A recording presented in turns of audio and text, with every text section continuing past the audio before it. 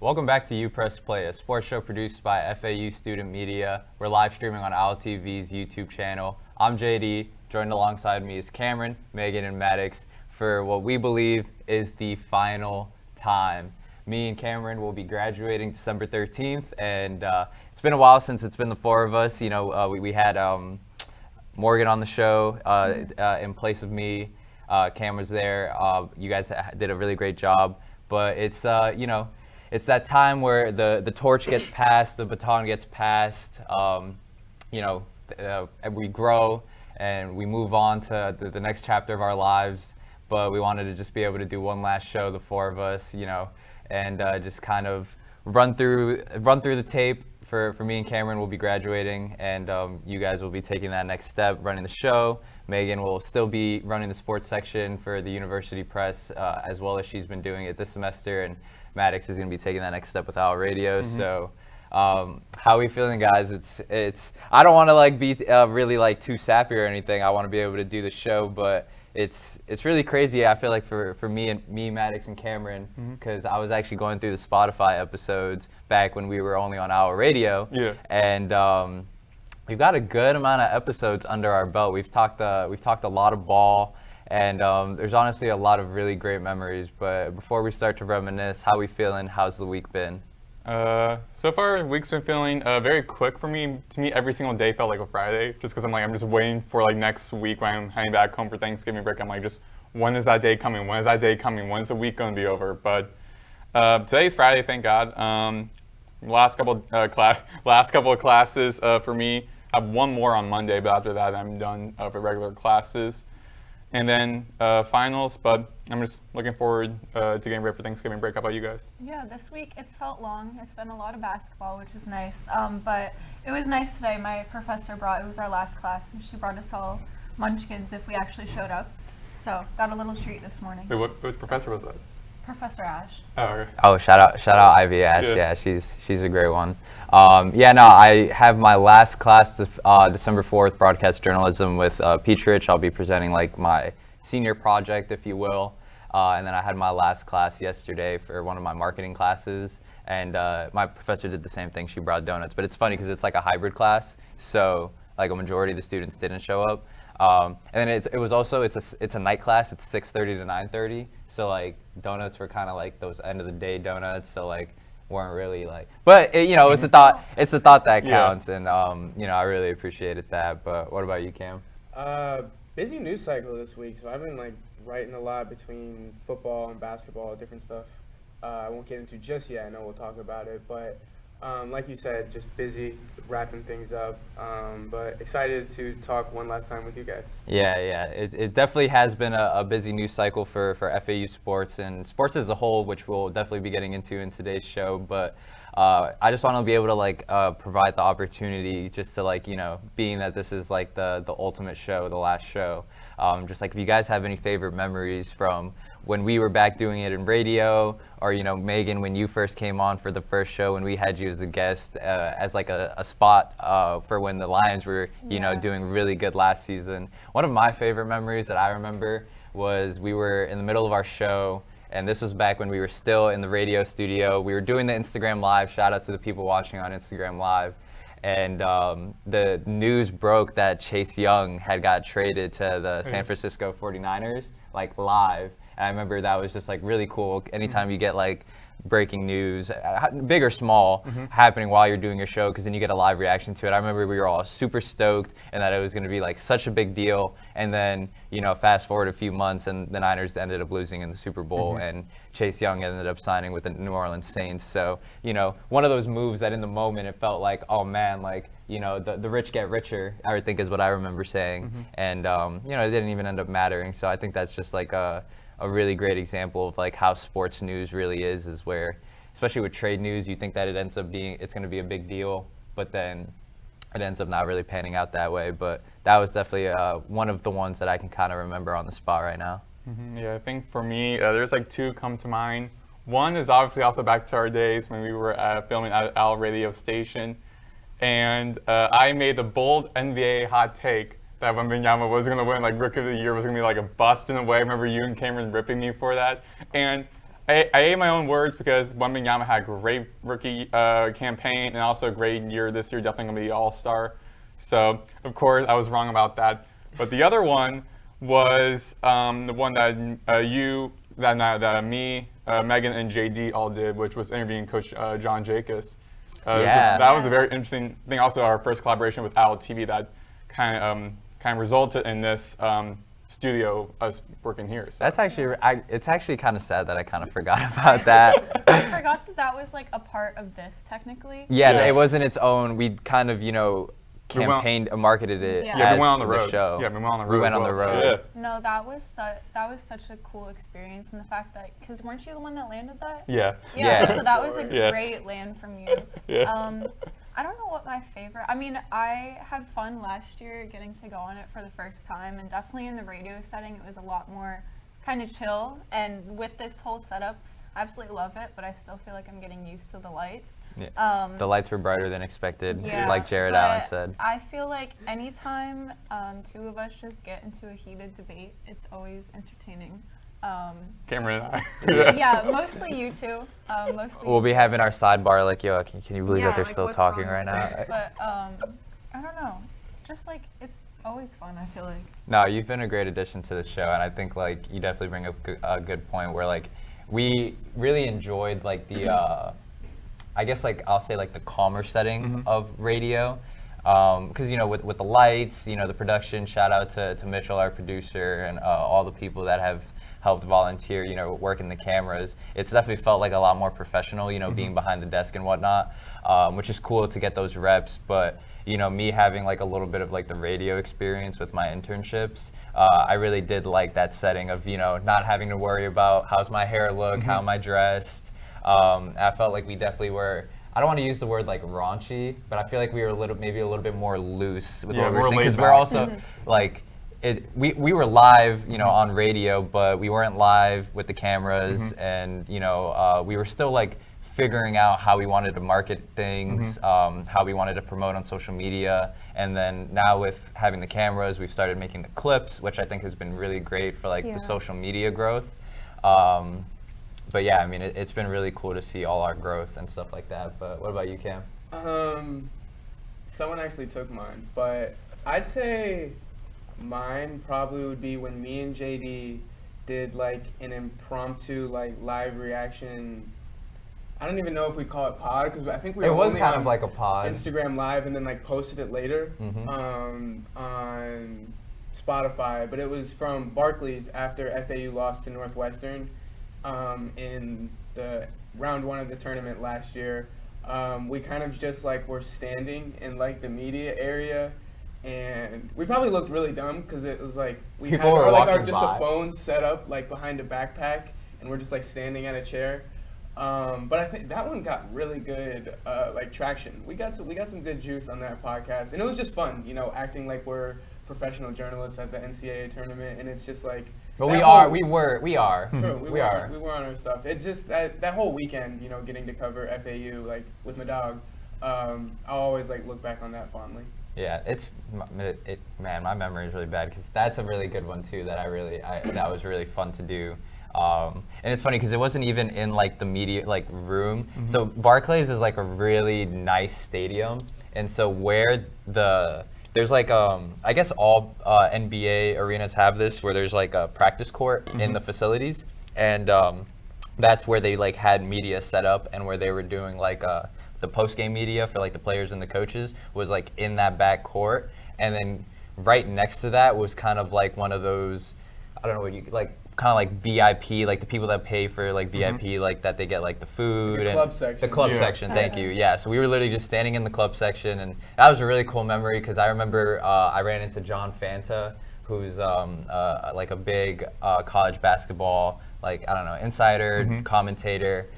Meeting him was kind of funny, and it was in that room, and yeah, I think I remember Cam, like, I don't really even remember if that was like planned, like beforehand, or if we were just kind of like, I had the lav mics that connect right into my phone, and I was like, I remember we were in contact with the audio producer at the time, Amelia, who we were like, hey, so like we're gonna use these mics, and just trying to make sure that the quality was as crisp as possible so that we could upload it. So, I mean, I gotta say, I'm pretty proud of like the stuff that we've accomplished with this show. Yeah. Historically, it's always been that the sports editor takes charge of the show, and I think it's just great that student media has that allows that outlet for people to talk ball, because when we're reporting, it's very, we like to do things by the book, do things professionally. We'll write a column here or there, but we don't really dive too much into our opinion. But being able to have the show where we can get into those things, I think has been really cool for us. But without further ado, we're going to get into our final FAU homecoming topic. Well, final for me and Cam. You guys will probably, I hope, keep the tradition going. The housekeeping going. With FAU football, absolutely insane fiasco that went on. What was that, Wednesday?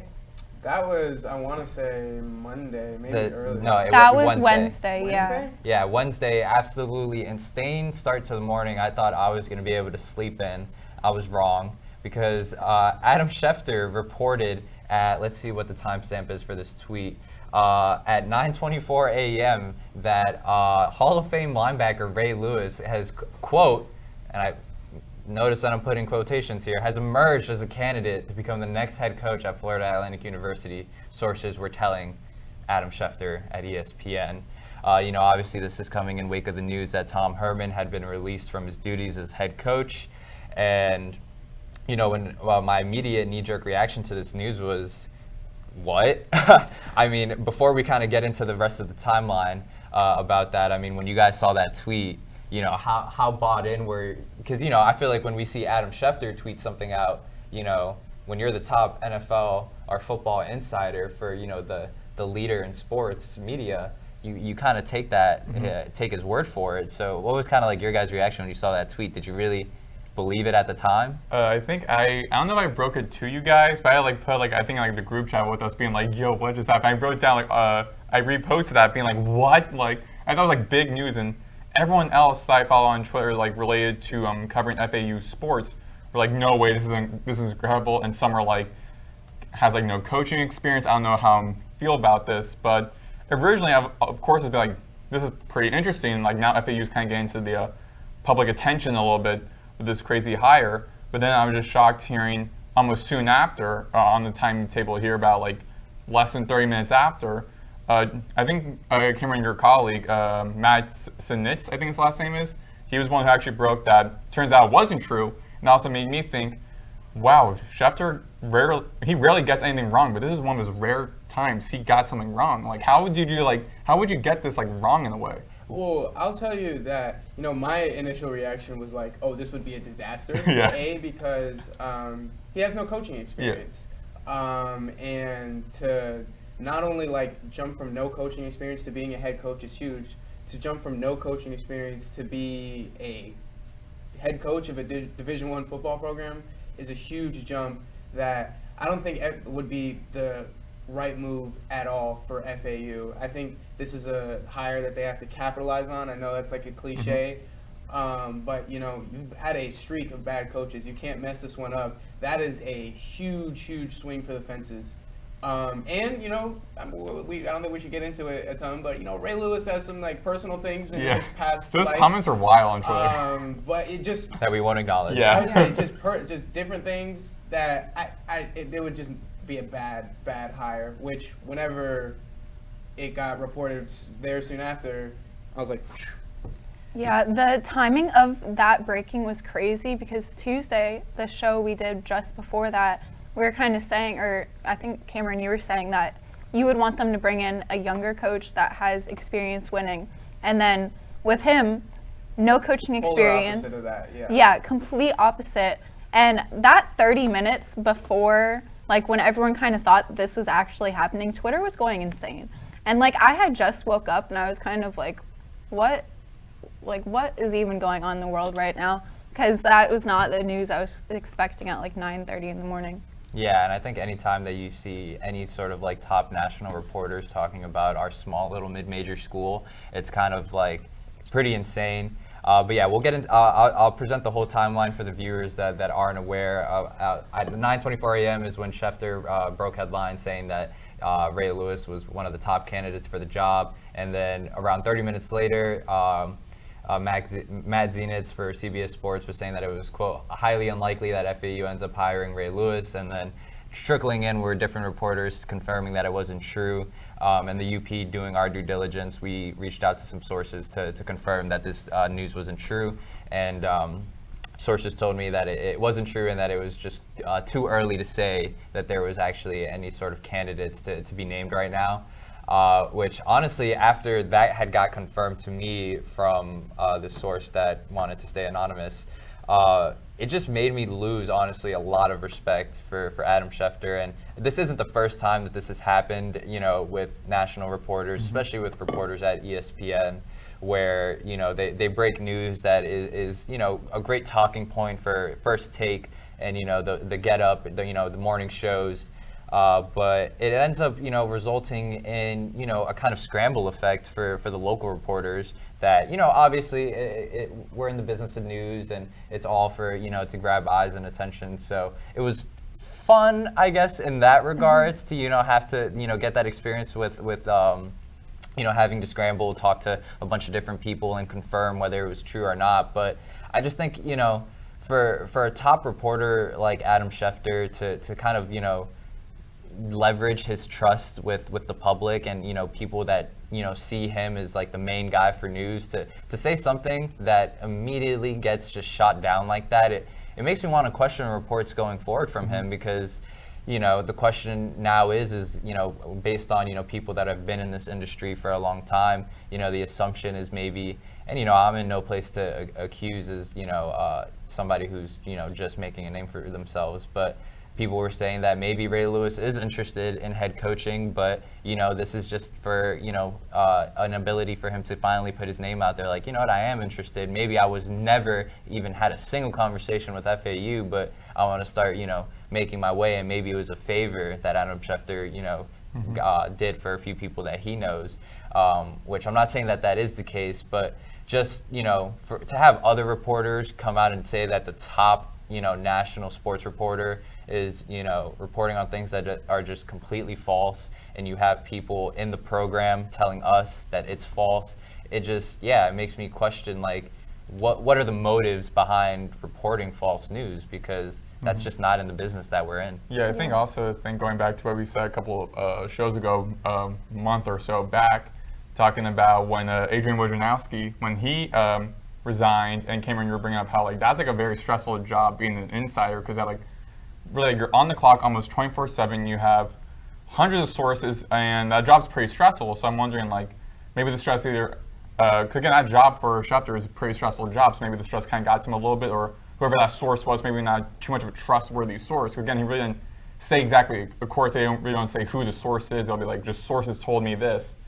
But I mean, I think it's just a lesson to, like, don't take their word like at like face value, because, like, it's a pretty, like, when you step back like a couple of days, that's like a pretty, like, bold candidate, even if like he was being honored, it was like the case. So it's just like a lesson to be like, maybe not question, you know what I mean, if that makes sense. I think though, like, all of this shows a little bit is just like there's a little upside to this in a way with how, like, much publicity, like, FAU got within those, like, about hour from it. Because I remember watching a thing on my ESPN app from ESPN Radio, and Chris Canty, he was like, oh, I believe this would be a good hire for them, because first time coaching, we're at a D1 level. Program has not had that great success, and really no pressure on you. You got to work there near South Beach. You went to Miami, so you know the area. And this gives FAU publicity, because when Deion went to Jackson State, no one really was talking about Jackson State until Deion got there, and then people were talking about Jackson State. Those would be good for publicity for you. But I think also, in the back of your head as FAU fans and journalists, are thinking, I'd much rather have a qualified candidate coach this program, and, like, has probably not had a head coaching experience prior, but has had college football coaching experience, versus someone who doesn't, first time ever head coaching at all, but has like a big name where like bring publicity to you. Like this is like the JJ Redick when he went to the Lakers. Like his only head coaching job was like a campy coach like a couple of years ago, and then going to the Lakers. Big jump, but he was able to coach. He became a coach for a major program. Yeah, well, since Scheffler like broke the news, that's why everyone jumped on it. That's why I remember. I know you were frustrated, and I was kind of frustrated too, because everyone else was getting their stories up about this before us. Because I thought, okay, this is big, and this is actually going to happen. And shout out for Angelina for working on this so quickly too. But because if it was someone like no offense, but like Maddox, if you tweeted that out, I wouldn't like have jumped on that and started writing an article. What about Cameron? Well, you were just closest to me, so I went, whatever. Anyway, okay, if any of us tweeted that, I would not have jumped on that and started writing an article. So that's why it kind of just, it's like, it's hard to tell who even can trust like in this field, because he might have got an unreliable source, or like you said, what if there's like stuff going on behind the scenes? Because people definitely take handouts and will do things. Yeah, I mean, that. There's two things I want to say in regards to what you're saying, Megan, and what Maddox is saying. You know, I think that what your point about, you know, good publicity for the school, you know, I think we've talked about it on the show before, that FAU has a great marketing team in regards to athletics. You know, they've really done a good job at, you know, pouring money into that department and, you know, capitalizing ever since the Final Four. But I think this is just one of those kind of like philosophical questions of, is there such thing as bad publicity? Because I know when the news broke with Cameron and, you know, you guys talked about it on the show. I didn't get to watch too much of it last time, but with, you know, the whole fiasco with letting go of defensive coordinator Rock Bellatoni and then bringing him back, and then he's posting a graphic talking about I'm back to, you know, 50 Cent, many men, you know. It's kind of, can I quote you here? Go ahead, please. It's kind of a clown show. Whoa. Did I say that? It's kind of... A little bit. I mean, if you wanted to hop in, please. I mean, I just don't think it was like ever, I really don't think it was ever like a serious candidate, honestly. I agree with, about Schefter, I have no idea. But as far as FAU, again, I really don't think a coach with, again, no coaching experience at all really would like perk their ears at all, because even if they're gonna shy away from their like MO, their last two hiring cycles, which were getting a coach with plenty of experience, like on the like tail end of their career, there's no matter what, you know, way they would go about it, I just don't think this would fit it. And I think, you know, that's why it just did not take long for everyone else besides Schefter to pounce on this, being like, this is wrong. And even though like he didn't say, like the report didn't say like, oh, he was going to be like he was going to be the head coach, like a candidate of it. I think again just still like influenced like the publicity to it, but also didn't say like he was 100% going to be like the candidate. Because again, the other coaches here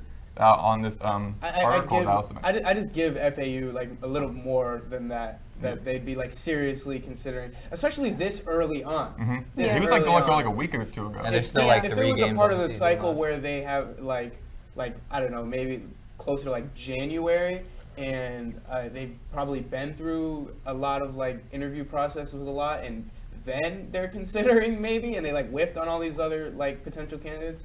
Then they're considering. Yeah, but my thing, the article okay, we all want to. No, go ahead. For the article that I did, when Coach Herman actually was named the head coach, that was I think about like a month after Willie Taggart was fired, or about over a month afterwards. This is so again, it was like very. This is days after. Yeah. And the season's still going on. True. But Megan, go ahead and say your piece, and then I guess we'll close out this part. Yeah, I was just gonna say, like, since they've kind of failed on their last 2 coaching hires, like they should actually take the time to get it right, you know. And that's why, like, it's not. I don't think that we're gonna get any news within like 2 months. Probably till the season's over. Yeah. Maybe. Yeah. Because they just need to wrap up like. They've let go of like 3 people and then brought 1 back, and it's just they're going on with their own fiascos, so they need to kind of like settle down, and then they can look towards the future. Yeah, I mean, I do have written on the show sheet like who we would want to see as the next head coach, but like, you know, I've read some articles. We linked one of the articles that you can read if you want the whole timeline of this whole fiasco with Ray Lewis being pursued. You can read that at theuniversitypress.com, upressonline.com, University Press's website. I mean, it's just the question about if there's such thing as bad publicity, because I think if there were any sort of candidates that might want to put their name in the hat, maybe this just kind of makes it like a bad look as far as like a potential I don't think so. landing spot. I think you have a point a little bit, but I think a lot, and people have said this, that I think Florida Atlantic is a pretty attractive job when you're talking about like group of 5 level. They may not have but why? I think the fact Go that Beach. not that. Well, the fact that they really don't have, or they didn't lose too much of a recruiting class. Their recruiting class, even with Herman leaving, and the couple commits they did lose, is still second in the AAC, unless I'm mistaken. Yeah, I did see that report. And location plays into it. The fact that you really think it doesn't, but I'm starting to get tired of that narrative with the whole like location. Like for sure, it is a hot spot. If you're a prospective head coach, would you rather take your first job in like southwestern Arkansas or in South Florida? I'm going for the best place that's going to put us in a position to succeed. And if we're going based off of track record since we've been at this school, FAU does not have a good track record of success. For whatever reason that may be. Sure, we can put it on the head coach. We can put it on the fact that they're really not doing as good as a job that maybe they can in regards to recruiting locally. Because South Florida has plenty of high school talent in football. Which could also be another reason why it's an attractive that's job. probably kind of that, maybe not the fact that like no one succeeded, but because that's not really true. The fact that you could be like the first really good coach, if you're looking at this as like kind of a stepping stone job, this is perfect for that because no one else has succeeded really here. Also, as a young except program. Lane Kiffin, Also, who's now a Power 5 head coach. Also, as a young program too, it's like entering their 22nd, 23rd year now. So a very young program as well. It's just interesting to me, like, I'm not going to stand here on a pedestal and say that I'm like the biggest, knowledgeable guy when it comes to college football. But to that point, like, I've just never seen a program that is so young, right, and, had to work towards, making a name for themselves in college football. And then, have an era like the Lane Kiffin era where you're winning conference championships and you're selling out a huge stadium that we have literally on campus.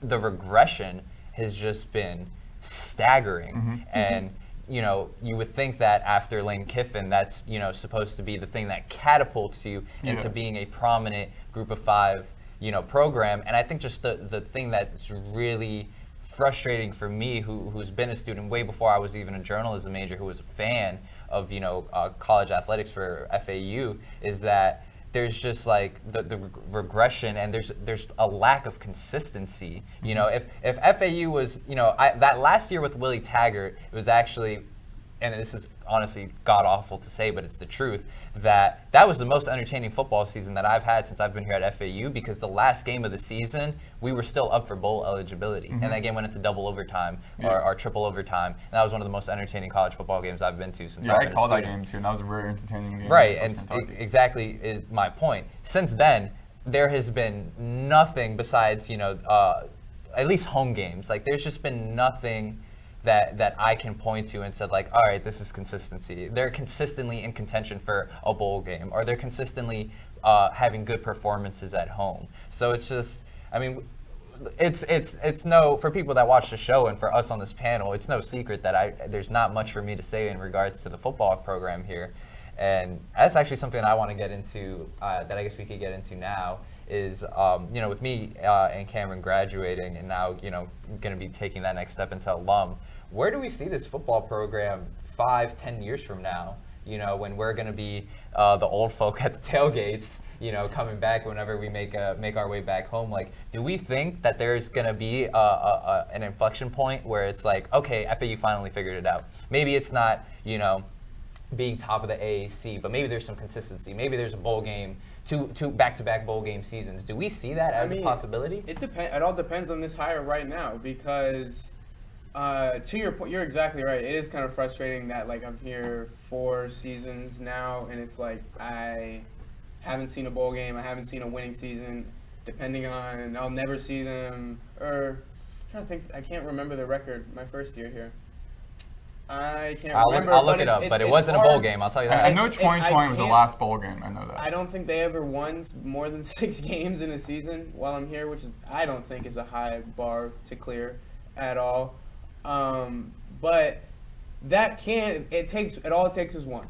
All it takes is one right hire to get it on the right track, and even if they do depart for bigger and better things, it just takes them to get it on the right track. Yeah. And this could be, the higher they get it right. I mean, and as far as what we were talking about before as like attractiveness to potential coaches who might be able to, like the list of openings isn't great. Like I've got it in front of me now. It's like Fresno State, East Carolina, FAU, Ball State, Southern Miss, Utah State, and there's a couple more, Central Michigan, Rice. There's not much history in there. There's not much like great locations in there.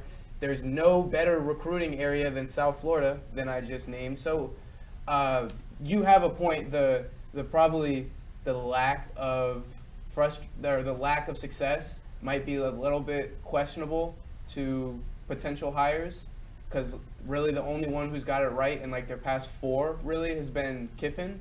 But I really do think there is plenty here already for the next hire to get it right and be what you're saying, a consistent program by the time we come back in 5 years. Yeah, I think also just, as you were mentioning, Cameron, like FAU is becoming like one of those programs for both men's basketball and for football, where once you have a great athlete or great coach, sooner or later, bigger name programs with more money are going to come after them, and then they're going to leave. So FAU is becoming one of those programs. So the biggest thing is trying to find a head coach who can be committed, can carry you guys to win, and can stay here for about 5 or so years and kind of build up the team, build up the program. Of course, it's going to be very difficult, but trying to keep coaches here long term and seeing how well they develop. That was like, I understand why FAU like signed Herman to like a 5-year deal, but also I think like that was too risky because, I mean, he already is now gone and you owe him about like $4 million. So you're like overcompensating for something that may or may not happen. So. Well, I'm glad that you brought up the basketball team, because I was going to say, I feel like once they went to the Final Four, now it kind of seems like FAU's like their head turned a little bit and they're like, oh, maybe like let's take sports slightly more seriously. And I feel like them firing Tom Herman after 2 seasons when he was basically brought in just to get to a bowl game, and he clearly showed this season that he could not lead the team to that they're looking for someone that maybe not, I'm not going to say 3 years, but I'm thinking like 7 or 8 years down the road, I think that they could be a consistent team that gets like at least a bowl game every season and competes within their conference and is at least like 500. Yeah, I think also like just looking at the landscape of like both pro sports and college sports, particularly with football and men's basketball, where it's now, it seems like the culture is we need results now, because now everyone else around us is starting to build up and like get better and better. So the time is now. We don't want to wait. I'm pretty sure like a couple years ago, I haven't really watched that much like college sports when I was younger, but I'm pretty sure about 10 years ago, it's like we can hire a guy for about 6 or 7 seasons, maybe not guess, like to make a couple bowl games, we keep him here for like 6 or 7 seasons. Now it's like everyone else now getting to that next step around us. We need results now. We can't wait 3 years for you to get us to the championship. We need you to get us in like 1-2 years to go to the championship. I mean, with Kurt Signetti, he took James Madison from the FCS to FBS. They were successful. He went to Indiana. Now Indiana's in the front running for being in the college football playoffs. So already results like that are happening immediately. Well, they're clearly a couple of steps behind everyone else, and now that they've advanced from Conference USA to the American Athletic Conference, this is the time to take things more seriously, because that's a better level of skill play. And we've seen these teams like USF, Memphis, they can compete. And Cincinnati was in the CFP like a couple of years ago and won those only 4 spots. Yeah, exactly.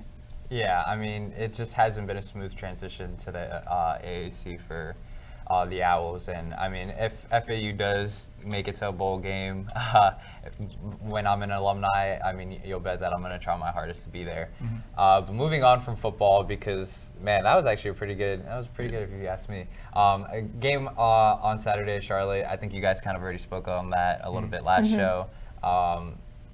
I saw a stat that interim head coaches for FAU are undefeated. Yeah, Ken Levicka put that Yeah, out. Ken Levicka, the voice of FAU, put that out. They're 5-0. So I think that would just be absolutely hilarious, and I think that would just be like, well, the season's not over, but that would be the cherry on top for this whole season with, firing a DC firing the DC and then firing a head coach and then rehiring the DC and then having a rumor that Ray Lewis is going to be your head coach and then beating, I don't know, Charlotte's like maybe average at best. And all They that's don't have a within, head coach either. Really? Yeah. Charlotte does not. Yeah. Yeah, but also all that was within like 2 weeks basically of all you just said, JD, with the program. That was within like 2 weeks. Right, and the cherry on top would be walking out of Saturday against Charlotte with a win, Yeah. which that would be absolutely insane, but I have no predictions for that. I have nothing to say on that. Moving from football, going on to basketball, with the men's basketball team currently in the Charleston Classic. Yesterday they got a big win against Oklahoma State, Big 12 team. And then not even maybe like less than an hour ago, they lost to Drake University in the semifinals. That was an 11:30 a.m. tip-off, which is for the fans is the fans are eating, but I mean I definitely feel bad for the athletes having to play basketball that early. Thoughts on that first game before we get into the Drake loss? Oklahoma State, very, very resilient win. They looked really, really bad at in stretches of that game. Really, really struggled on defense for large parts of that game. On the perimeter, so many open looks. And Oklahoma State cashed in on a lot of them, but they left a lot of points on the floor, especially a lot of open looks. And it kind of came to save FAU later in the game because they did tighten up a little bit towards the end, and they started getting a little bit better rhythm on offense in the second half. But they showed a lot of resilience in that win. I think that's what that showed. I think now that they lost this morning, the hype kind of lost on that a little bit, but I don't want to dog too much because again, I don't know if you guys want to get some thoughts off about Oklahoma State, but the defense improved a little bit today. But again, you were seeing the same things. Really wide open looks on defense. They're getting out rebounded pretty healthily, it seems like, in most of these games. And yes, it's early, but when the same things are showing up and when you're constantly looking confused on defense, you need answers for that. Yeah, I was able to catch a little bit of that game yesterday. And I think it's always encouraging when a mid-major school can keep up with the Power 4 school, even if it is one of the lower ones in the Big 12 conference. It's still arguably in one of the they best. were undefeated. Oklahoma State was going into that game. Yeah, definitely a good point. And the Big 12 is arguably the best basketball conference right now. With Kansas and stuff like that. So it's, Jacobs has talked about it in regards to scheduling. He's aware of, the analytics and how quad wins really play an effect into getting an at-large bid. So I've mentioned this to some friends. I don't know if I've mentioned it to any of you guys, but college basketball is just such a really funny sport where win or loss, you end up kind of rooting for your opponents the rest of the season, because if you beat an opponent, you want them to continue to do good so that it looks like a really great win on your resume come March. And then on the flip side, if you lose to a team, you really hope that it wasn't as big as an upset as it may have been, in November or December, because you really want that loss to actually look like, okay, well, they lost to a quality team there. So, definitely from what I saw, the defense has been a huge struggle for this team. It just looks like, I've talked to Cameron about this. I'm really trying to figure out what the defensive philosophy is for this team, because when you see, the choices that they're making on the court in regards to either rotations or when deciding to trap, when to go into zone, I'm not seeing something that's really consistent for this team right now. And, it was a concern once we had the roster finalized. The main thing that jumped out to me is that there really weren't too many wings on this team. Caleb Glenn, I expected to be a starter coming into the season simply because he was going to be that main wing defender for this team. Ken Evans Jr., he's got the ability to play that wing, but he is more of a guard. But the guard defense and the perimeter defense as a whole has been a glaring problem for this team. Jacobs has said that he wants to run the 2-point guard system, but if both your point guards are under 6'3", 6'4", and are maybe don't have that size on them, there's going to be a liability, and we saw that in that UCF game when. Yeah. I don't think it comes down to like personnel though, because when I watch them on defense, it's not like guys that I'm not looking at FAU and seeing guys that are getting like overpowered or something like that. I'm looking at guys that look confused. I'm looking at guys that are constantly trying to, double team, and after that have to overcompensate for something else, and it eventually leads to something open. Because I think I don't want to say I kind of see it because it even today it works at times what they're trying to do, but they're constantly trying to overcompensate for something else. And even if they were, I don't know, everybody was 6'6" across the board. It doesn't matter when you're leaving guys open. It seems like on half of your possessions, because really, there's no one tracking this in an FAU game, but I'd say probably 45% of the shots Oklahoma State got off were uncontested, which is a wild number, but that's really what I'd put it at. And it's probably smaller again today against Drake, but way too many like completely uncontested shots. Yeah, I just looking at some of the stats, and then I'll let you guys chime in here. For the game against Oklahoma State, Oklahoma State had 25 total made shots on 13 assisted, compared to FAU's 22 made shots and 11 being assisted. And then for today's FAU's 75-63 loss against Drake, there was 16 assisted shots on 23 total made shots for Drake. And then for FAU, it was 20 total made shots on 13 assists. So they're getting beat in that regards. And it definitely, supports the point that you're making, where there's a lot of overcompensation, where if they're playing a team, which is most college basketball teams that are at least well coached, that are going to be able to pass the ball around, they're, chasing the ball is what Cameron put it. And that's going to lead to, quality shots that they're giving up. So I think you do make a good point that maybe it's not a personnel issue, but then that does bring up the issue that I'm bringing up, is what is the philosophy for this team?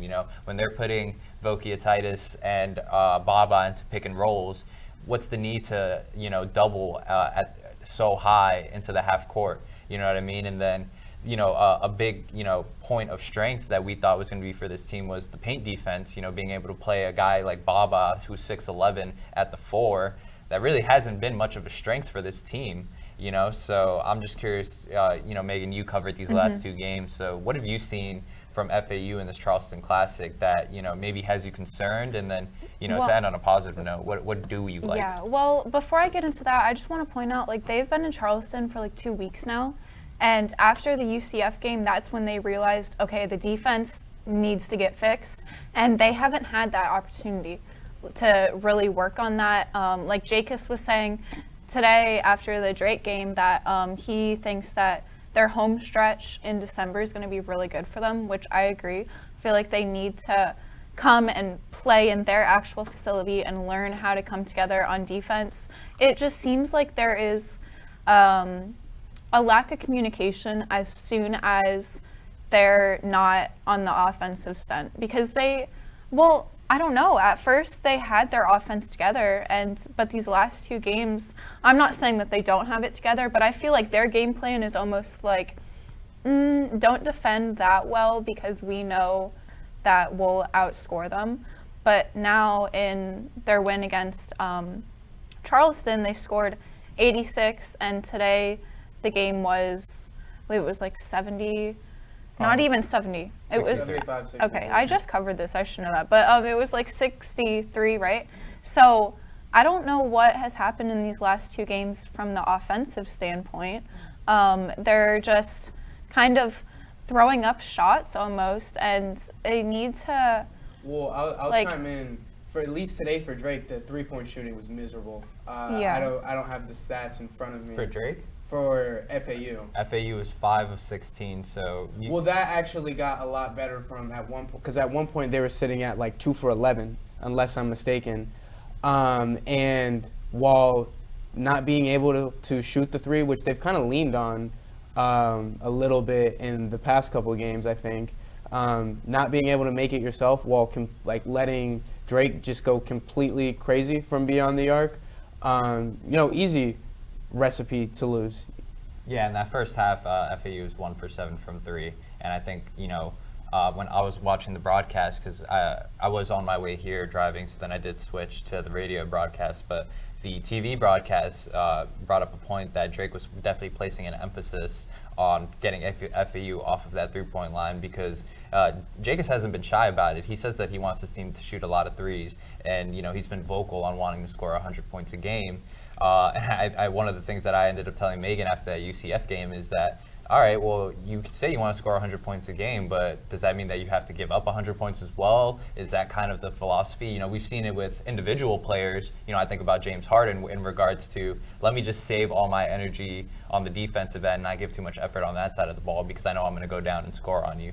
And, I'm not here to claim that that's the philosophy, but based on what we're seeing on the court, that may be maybe something subconscious going on in regards to, well, let's, really place emphasis on running good sets, getting quick, easy shots up. I think through the first 2 games, I saw a stat that FAU was like 2nd in the nation in pace in regards to getting a shot up in the shortest amount of time in the shot clock. I think the average time was around like 12, 13 seconds that they were getting a shot up in a 30-second shot clock, which is honestly absolutely insane. But then with that sort of philosophy of playing quick on offense, that's a lot of running back and forth. That's a lot of energy that you're exerting, running up and down the court. So, I think this is just like a really interesting point for FAU basketball, where we were just coming off of 5-6 years of a Dusty May era, where we really got used to seeing that style of ball. And although we kind of felt like it may be similar in regards to May's philosophy of running good offense, putting up a lot of threes, playing fast, throwing the ball down the court, turning down a good shot for a great shot. We have seen that with this team, but it's clearly it's starting to set itself apart in regards to the brands of basketball that are being played right now. Mm-hmm. Yeah, and for me, I'm not obviously not an athlete, haven't done much basketball camps, seen a lot of basketball over my years. I'm not really too knowledgeable, kind of general, but just from what I've been seeing, past couple of games, not putting up 100 points in back-to-back games, that's good. But also, seeing how guys getting wide open, and especially on that game-winning shot against that College of Charleston did, I was pointing out on Twitter how I was kind of surprised that 6'2" or 3, Kiki Tandy was the one trying to guard that shot versus a 5'11", 6'11", 7-foot guy who's on the court as well. See, that's why I think though, I really truly don't think their defensive problems come down to personnel, because today Kiki Tandy on the perimeter looked like one of their best defenders. One of the most, he was being more physical with guys on the perimeter against Drake today than anybody. So I really think it just comes down to simplifying whatever they're doing on that end, whatever that may be. If it's less switching, if it's less of the double teams, because really, truly, you watch a lot of basketball, I don't see a team that double teams more than FAU does at any level. It ends up being in points where it's what's the need? Right, that's my point exactly. I wish there was a way to go back to the games, because I would totally do film breakdowns for FAU basketball, because I do love basketball and I really do get obsessed with the nuances of it.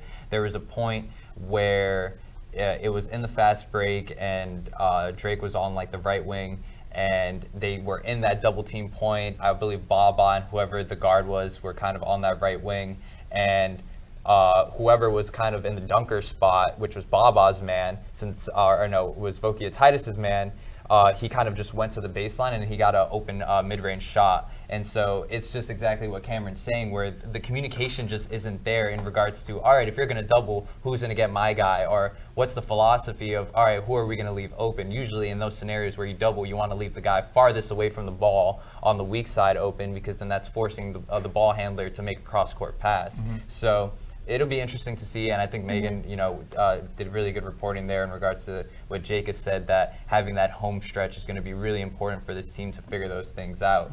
Actually, one last thought, actually, before we go on to like our next subject. I think another thing that I've also noticed is how FAU has not done a lot good on defensive rebounds as well, and they also have not really been that physical on defense. When I was watching the Oklahoma State game, because I didn't get a chance to watch the Drake game, but watching the Oklahoma State game, I was watching the Oklahoma State game, I was tweeting how FAU should take notes on how Oklahoma State is playing defense, because every time FAU has the ball, Oklahoma State is putting pressure on FAU. So you guys take notes on how they're doing as well. FAU have not been that great, like with the pressure, the physicality on defense versus the other teams they're playing. And going back to what you were saying, JD, about how Coach Jacobs is open and saying like we want to take a lot of threes. That also just bring up to teams like, okay, this team is very good offensively, not defensively. So let's take advantage of that. And so FAU, sure, they have been in Charleston for about 12 days now, and haven't been back home. They're going to be back home by the end of this month. And that'll be good for them, but also really haven't had much time to know their identity defensively yet, because they're playing in the tournament. They're playing like back-to-back games, so they have enough time to think about what we're going to do defensively.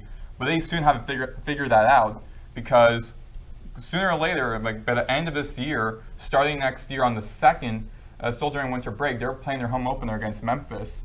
And then they're going to start AAC conference play. So you got to start thinking of what you're going to do now, going against conference play.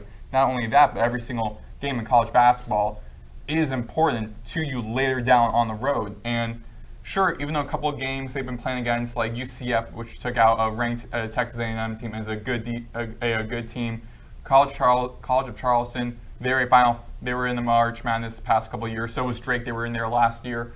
These March Madness playoff teams, sure, you've lost to some of them, but you also lost by a very short margin, except for with Drake and Oklahoma State getting that win on top of a Big 10, Big 12 school. That's important, but you got to start thinking about what we're going to do defensively and offensively, how we're going to click as a unit, because these games coming up against the biggest one upcoming is Michigan State. Trying to prepare for that one game, how you're going to do defensively and offensively, how you're going to mesh as a team, because that game is going to be the most important. So if they win that, I feel like that will definitely project them to possibly gain a good spot in March Madness. If they don't. I do want to say, I know that we're kind of criticizing their defense, but I feel like inside the paint, at least from Vocatitis, like every game he's having like 2 or 3 solid blocks.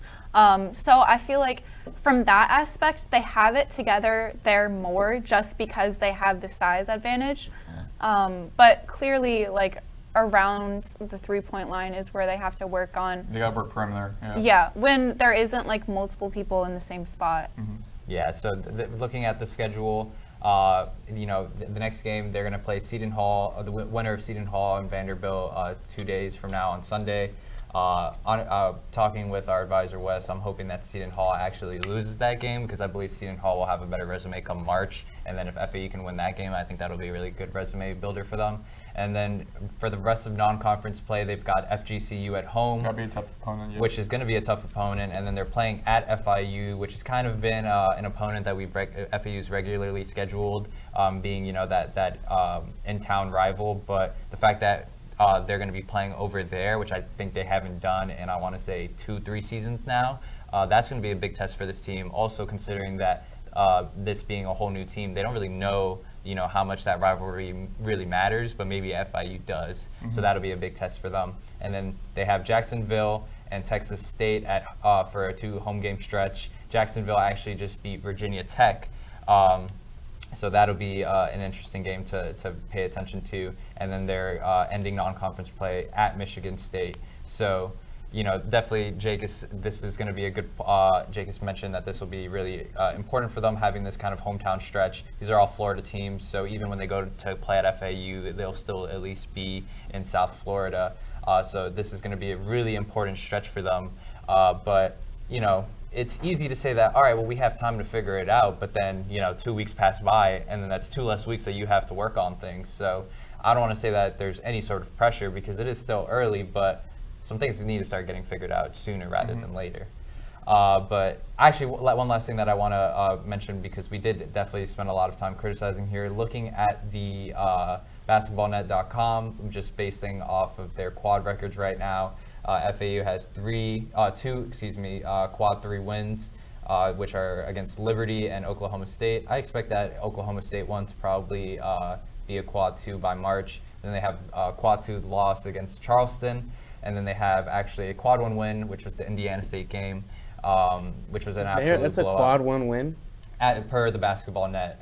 These are all, more than likely to change probably come March, and then the quad 1 loss against UCF, and then this Drake loss is projected to be a quad 1 loss as well. So it's kind of, I feel like it's oxymoronic to say that there's such thing as quality losses, but that's just the game of college basketball. That is technically how this works. So from, an analytics standpoint, FAU's not in a terrible spot, but like I said, if they don't have things figured out come that home stretch and they lose to either Jacksonville or Texas State at home, then they may be in a scenario where they need to win the conference. Yeah, well, they did have a very difficult non-conference schedule, and this schedule, I know that Jacobs was kind of saying certain games were already picked when, May had signed for it before he left. So their schedule, I feel like, was kind of made for a team that wasn't just learning how to be together. And it's good, though, that they're already having, a quad 1 win when they're still struggling, kind of finding their self-identity, but that's just going to come with time, and it's good because with a C play it'll be competitive, but they'll have this tough level of experience where I think that when January hits, they'll be able to compete. For sure. With that, we want to know if you're a club or student organization wanting to promote an event you're hosting, or you just want to promote yourself. DM at UPress Sports on Instagram with 3 or 4 sentence paragraph, and we'll read it live on the air to be able to promote you on the show and get your name out there to the FAU student base. Once again, just feel free to DM us at UPress Sports on Instagram. With that, that's wrapping up the FAU housekeeping subject, and we're coming close to that hour mark, so we want to be able to close out with a not so original idea, but I thought it'd be fun being that we won't be doing a show because of Thanksgiving break. Do you guys all have something you want to say that you're thankful for? You. Oh, I did want to say I'm thankful for you guys and being able to do this show. It's definitely been really fun. Definitely thankful for college basketball because it's the one sport that's on literally all the time. I remember when it was conference tournament time, I texted my group chat of friends and I was like, hey, is anybody watching Austin Peay versus Stetson? And they were like, what? So I don't know, just for me, I don't care what level of basketball it is, because on any given night, somebody can go off or have a crazy performance. Basketball to me is just super entertaining, so I'm thankful for that, but the usual is thankful for family, for health and all that. But what we wanted to do is a snake draft, kind of like how we did earlier in the semester with our flag football team, of our favorite, well, technically not our favorite, the best 4 dishes on Thanksgiving, and we're gonna leave the voting up to you guys, the viewers. We'll put out a poll on Twitter and on Instagram to see who has the best 4 dishes. We did the draft order off camera before the show, so the order is gonna be Maddox, Cameron, Megan, and then myself. And then we'll go back into reverse. I'll pick again, and then it'll be Megan, Cameron, and Maddox. We're gonna go with the best 4 dishes, and after we're done with the draft, we'll see who has the best Thanksgiving plate. Yeah. And we'll go from there. So Maddox, you have the number 1 overall pick. What you got? So this one, I don't think anyone is gonna expect this. Okay. I didn't think I felt like the main one, obviously, for turkey is turkey, that's a given. But I think for me, my best dish besides the turkey will be mac and cheese. Good first pick. That's a killer first pick right there. Thank you. That was on my board if I was going to get the number 1 overall pick right there. What type of mac and cheese are we talking? Because my mom does a fire breaded mac and cheese. You know what I mean? Yeah. So some people like their some people like their mac and cheese, really cheesy. Some people like, the breaded stuff on that. I say whatever type of mac and cheese. You really cannot go wrong with mac and cheese. Any type of mac and cheese. The best is when you bake it and then you broil it on top. And use panko breadcrumbs. Yeah, we're gonna be hungry after this. Yeah, but I'm like already thinking about some mac. I guess that leaves me. I'll go with turkey. I think just because that's easy. I wanted to go mac and cheese first pick, but Maddox with a good play. Yeah, I think that's easy. And I was worried about, making a really fire plate that has no protein because, like, you know what I mean? Yeah. I think for my pick, I have to go with mashed potatoes. I feel like that's like a classic, and you can't really go wrong. And they're actually a lot easier to make than I thought that they were. I'm actually not a big fan of mashed potatoes. Like Oh. I'm a pretty What? big I'm a texture guy, and so I just like the mush of it. Like I love potatoes, period. Yeah. But like I feel like there's just better potato dishes out there. Yeah. You got fries, you And- got wedges. Yeah, and for me, like baked potatoes, fire. I recently actually got a little bit tired of mashed potatoes just because over the summer I had my wisdom teeth out, so like I kept eating like those like mashed potato things. I got so tired of them. So Megan, mashed potatoes. JD. All right, so since I'm kind of in a pickle in regards to having to pick twice, and then I won't be able to pick for like a long minute, I'm gonna go and get my main staples. Mac and cheese, my main staple. I think turkey is a good one there. Yeah. I feel like I'll have room to get a protein when it comes back around. So I'm gonna go apple pie. I think apple Going pie. with dessert first. I'm going dessert first. They Bold. usually say don't mess up your dinner with dessert, but I'm going to dessert first. I'm gonna go with apple pie. Specifically, Publix apple pie to me is so good. Publix thing's good for you. You put it in the air fryer, you put it in the oven, heat it up, put a little bit of ice cream on it. Yeah. Can't go wrong. And then after that, I'm actually gonna go stuffing. I think stuffing is Stuffing is so mid. I'm sorry. Really? What? I'm Yeah, I'm so not a sorry. stuffing. Stuffing it's is so mid. growing on me. I don't like. Okay, but here's what I'll say. I don't like stuffing in regards to like actually like stuffing the turkey. Yeah. What's the other dressing? Is it called? It's Is the that what same thing. I Okay, think people but just call I it like different. stuffing as its own like. Just put it on Yeah, the exactly, plate yeah. and eat it like that. Don't put it in the turkey. Don't put it and like just Even don't. on the side, it's so mid. Like it's like I don't know if you're having good stuffing then. maybe. But I just think that's like a Thanksgiving staple because what I do also appreciate is that you're not really having stuffing like on the regular. That is a Thanksgiving dish to me. So I mean, maybe that's I think that's a polarizing pick. I'll have to say, but I'm sticking with it. I got Go apple with it. pie and I got stuffing right there. So it's back to you, Megan. What you got? Let's see. Okay, I'm gonna continue with my little like carb train, and I'm gonna go with biscuits. Valid pick. That's a good one. Actually, I decided to wear this for Thanksgiving episode.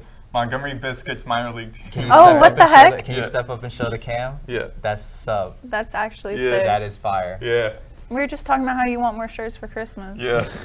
Actually, my dad went to Alabama recently, so he got me the Auburn shirt, and they also got me this Montgomery Biscuits. You actually have a pretty sick collection of like Yeah. sports T-shirts. Yeah. I remember you came in with one specific T-shirt, and I was just like, where'd you get that? So yeah, you've got a sick collection. Now, question though, what are you putting on your biscuit? Are you a jelly person? Butter? Are we just going dry biscuit? No bev. I Gravy. put some. Well, it depends. Gravy? Gravy. I'll do like one biscuit with gravy, one with butter. All You gotta right. have at least two. All right, Cam, back to you. And with I think this would be the 9th pick in the Thanksgiving draft, sweet potatoes, the most be the 7th. best important dish on the table at Thanksgiving is the sweet potatoes. And I can't believe y'all let me get that at pick number 8. My family doesn't Easy. even have sweet potatoes. That's a travesty. All I feel right, like I'm so, so sorry. I feel like I'm running out of potatoes here. all right, Oh. so for me, for mine, I'm also surprised, guys. I'm surprised it's still on the table. Personally, I don't know how many people are a fan of this, but I think honey glazed ham is also pretty good. I'm also getting protein. Yeah. I'm surprised someone didn't Ham's pick on that the up table. earlier so they could have like a protein. Ham like, is mid. Megan's gonna Ham be is- starving. Well, honey I- You're gonna be starving over here with no protein, man. Well- Just carving up. Just carving up. Same I don't thing know. with JD. Maddox is kind of cooking with mac and cheese and ham. That's Yeah. a That's not a strong terrible duo. plate. Mac yeah. and cheese. Actually, I got another one. You do. You have back one to back. good back. one. Yeah. This will be a carb crescent rolls. The Spilsbury crescent rolls. Croissant rolls. Those are Now, good. question: is bread off of the table? Are we counting that as an all-encompassing bread? Or are we still allowing other types of bread on the table? I mean, I think crescent rolls and biscuits are inherently different things. Wait, Yes. wait. Okay, hold on. Is A croissant the same as a croissant? No, it looks Let me the Google same it. a little bit. It's like the thing that comes in the rolls, and then you Yeah, roll it up it's yourself, it's right? Filtered, Yes. Yeah, it's filtered. Oh, These. Yeah. yes. Okay, damn that. Oh, excuse me, Yeah. but that's a banger. That Yeah. is all right. All right. I'm cooking over here. I feel like draft order really matters with this one, but maybe I'm hating. All right, Cam, it's back to you. This is a big pick, man. Do I get another pick after this? Yeah, because it'll then I be have to your get to last 4. This is big. This is big. I'm sorry. Well, How much time do I have? I mean, I don't want to say like we'll come back to you because Pumpkin pie. Pumpkin pie. pumpkin pie. That's safe. That's safe. Get a good dessert now. Yeah. Get a good Yeah. dessert now. All right. I have a draft strategy. All right, on you, Megan. I'm like blanking on what other proteins are even offered at Thanksgiving. You messed up. But I'm gonna go with dessert also, and I'm gonna say pumpkin rolls. I don't know if you guys have had them. Publix sells them, but my mom always makes them. Fantastic. They're Good pick. pumpkin with cream cheese frosting. Oh, Those fire. are easily the best. Fantastic. those are dessert. really good. Those are pretty good. Not as good as apple pie, but It might be you'll better. see me sneaking those a couple on the plate. Yo, you hating on my whole plate right now, My bad, Cam. my I bad, got you. my bad. All right. This is pretty Wait, much it time for- out. I think we missed a pick with No, Maddox. because we're gonna go. Oh, go back. okay. Maddox is gonna have the last pick. This is me, and I'm done with my plate. I'm going chicken here. Time out. Time Wait, out. wait, time turkey and out. chicken? Time out. Chicken? Time out. Time out.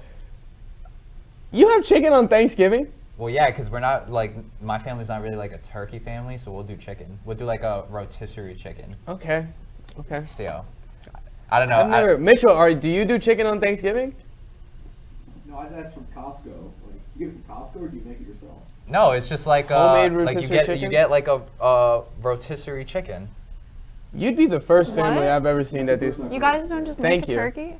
Well, we'll do turkey too, but like for the people that don't want turkey, you'll get chicken. Listen, y'all hating on my plate, and Well, you have a chance to make it up here. I'm feeling embarrassed right now. I don't know. I'm kind of at a loss because mac and cheese is definitely my #1 overall pick.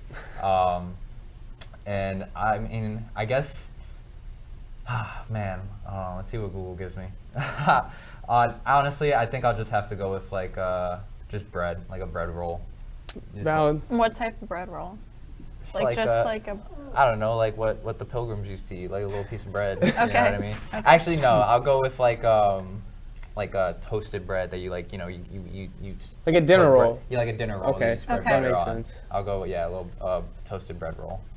That's my plate right there. I would eat my plate. I mean, Yeah. listen, I don't know. I can't believe that chicken was that like obscure of a pick there. It really Yeah, is. 'cause I'm I- sorry. because No, Well, what because other I- proteins do you That's have turkey and you have I was ham and thinking that's I- it? chicken, honestly- but I'm like, what? No, because I honestly thought like I thought also like I think with the camera as well. I also thought like you like at your household like eat turkey and also like chicken. I'm like, why are you getting two like the same thing? Basically, turkey and chicken are kind of like the same things. But I getting two the exact same. I Yeah. thought like that. I didn't know you like just do chicken in your Well, house. people I thought it was like people turkey. do turkey and ham. You don't question why people do turkey. Because and it's ham. different. Chicken. I think turkey turkey and chicken are- washes ham, though. I think ham is like a degradation of the sport. Kind of. Ham is like a ham get it to off me is- my plate. Yeah, Yeah, I don't ham's a like little ham. overrated in my opinion. They're but- just hating because I have the best plate right now. They're just hating. I mean, I'm not. actually, I'm I really don't- not even. You have a decent. You plate. have mac and cheese. Mac and that's cheese is banging, but I don't know. I feel like ham, the chemistry with ham and mac and cheese isn't the greatest right Chicken there. at Thanksgiving's crazy. It's not that crazy, bro, but whatever. I'm sorry. We don't have to talk about Megan? it off camera. So I might get hate for this because we were just ripping on you for chicken, but I'm gonna say Cornish game hens.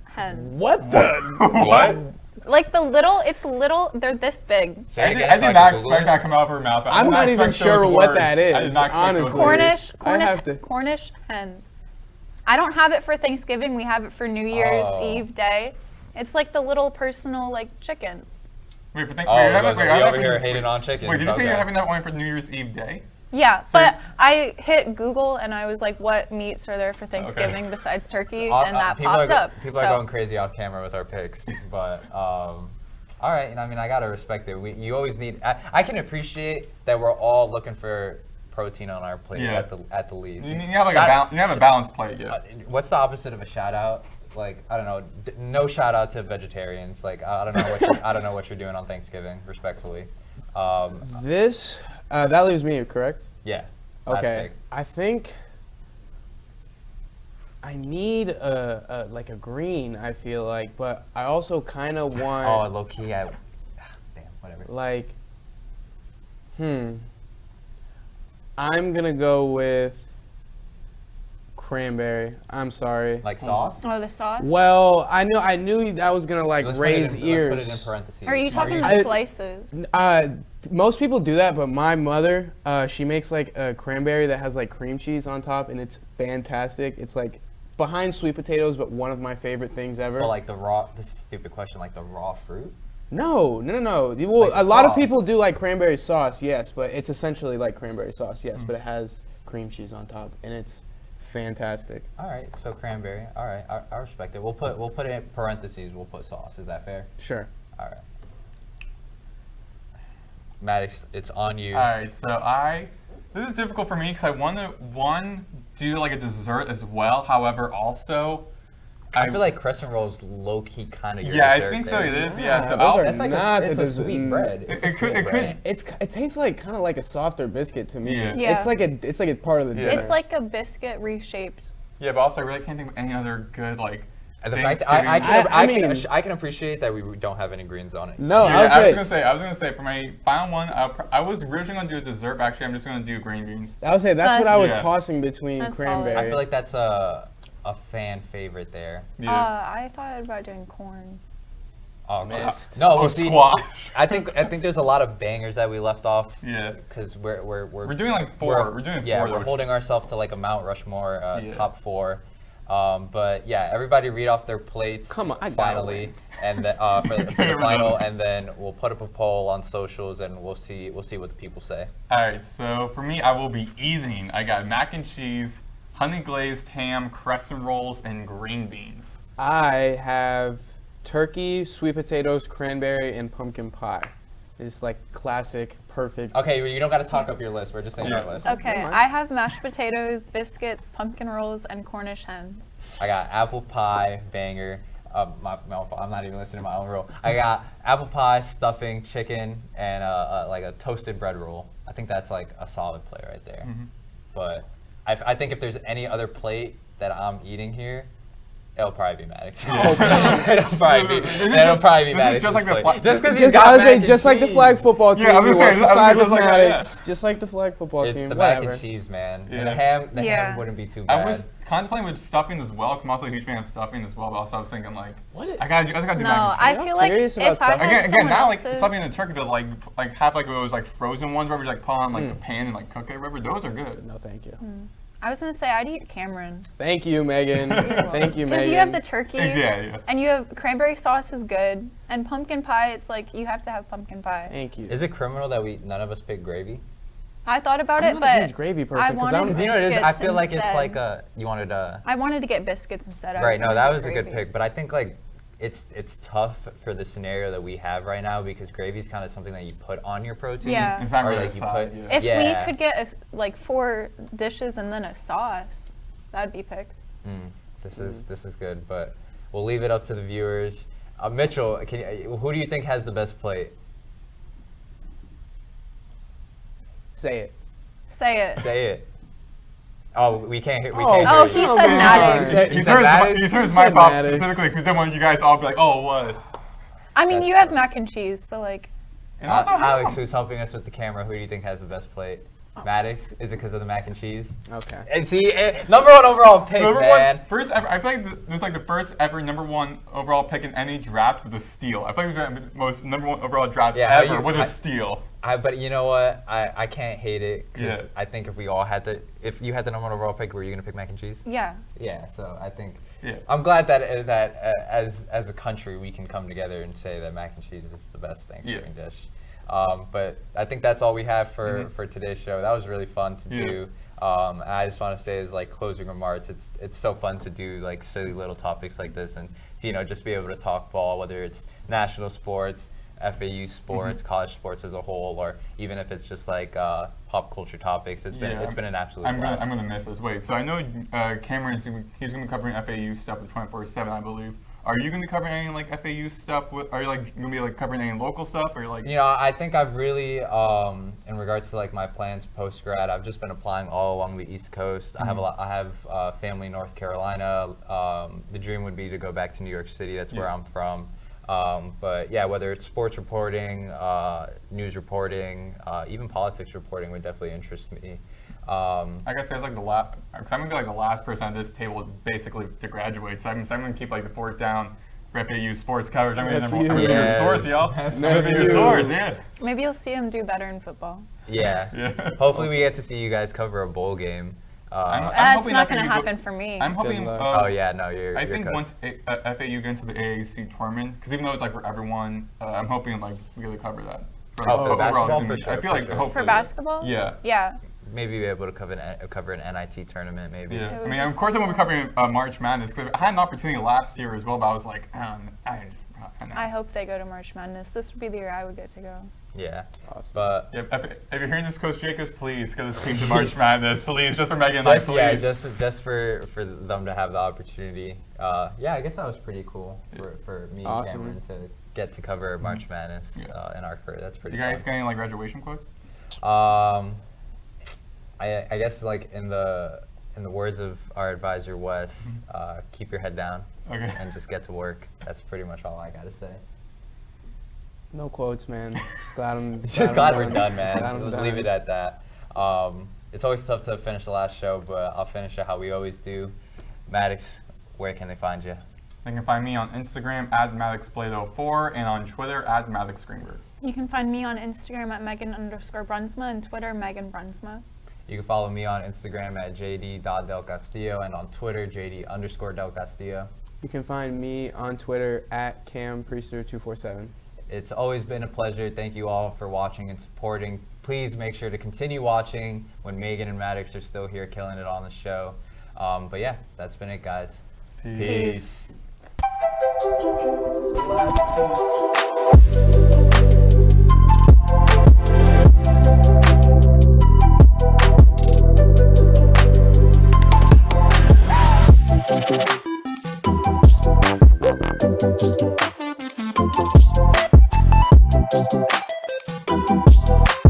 Thank you.